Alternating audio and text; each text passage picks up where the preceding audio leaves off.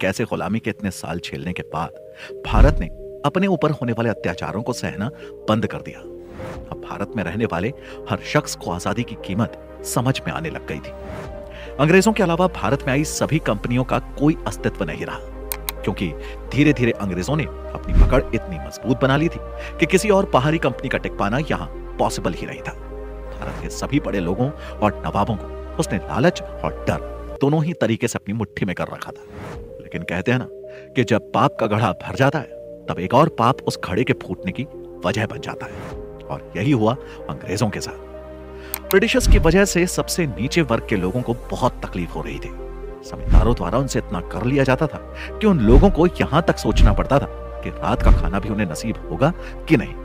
दिखाने को तो वो अपनी सेना में भारतीयों की भर्ती करते थे, लेकिन उनकी पोजीशन कभी भी एक सिपाही से ऊपर की नहीं होती थी, और अगर किसी को उन्होंने कोई पोस्ट दे भी दी तो डिसीजन लेने की कोई आजादी उन्हें नहीं होती थी।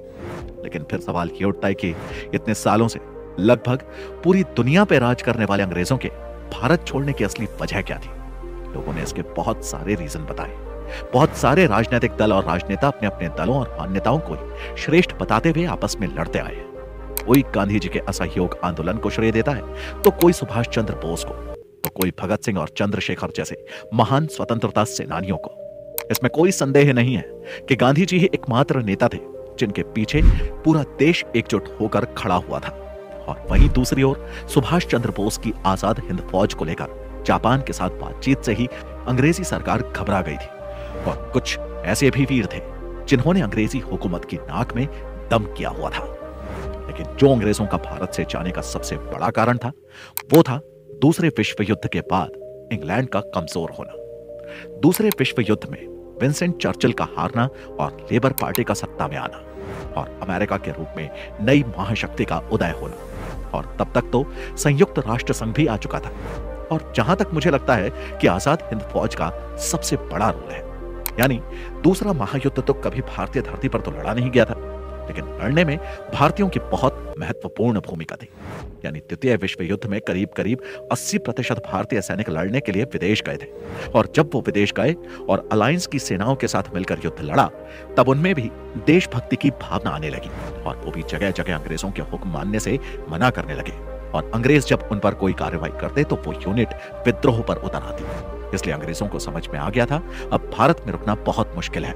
इसलिए वो इंडिया से चले तो गए, लेकिन जाते जाते भारत को ना भरने वाला घाव भी दे गए। ब्रिटिशर्स की वजह से भारत पर कुछ पॉजिटिव इंपैक्ट्स भी पड़े, जैसे दुनिया भर में रेलवे नेटवर्क की शुरुआत करने वाले ब्रिटिशर्स ही थे।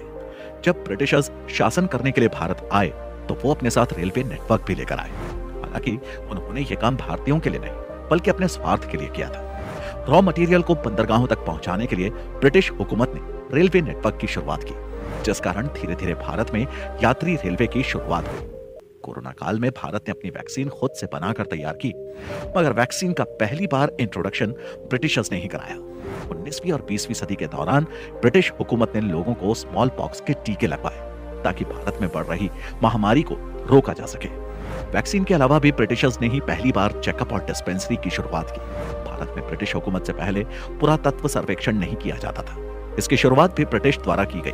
1851 में ब्रिटिश ने geographical survey of India department की शुरुआत की।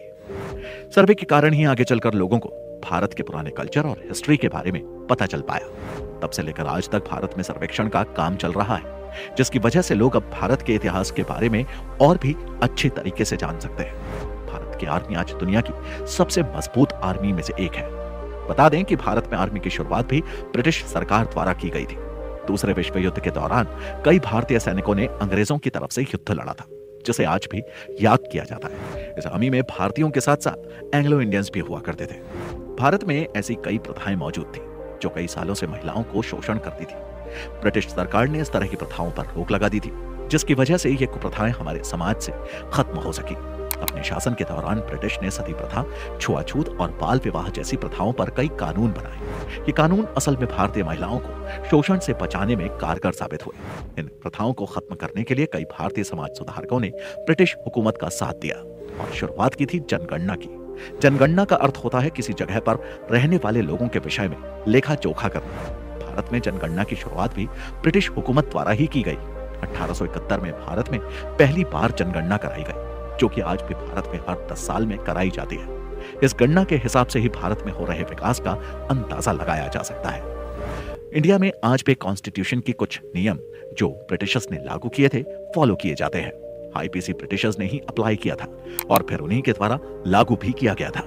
इंडिया में इंग्लिश लैंग्वेज भी उन्हीं की देन है। इंडिया में एजुकेशन को भी उन्हीं ने ही बढ़ावा दिया था। वो तो लोगों को पढ़ा लिखा कर अपने लिए यूज करना चाहते थे, लेकिन उनका ये दाव उन्हीं पर भारी पड़ गया।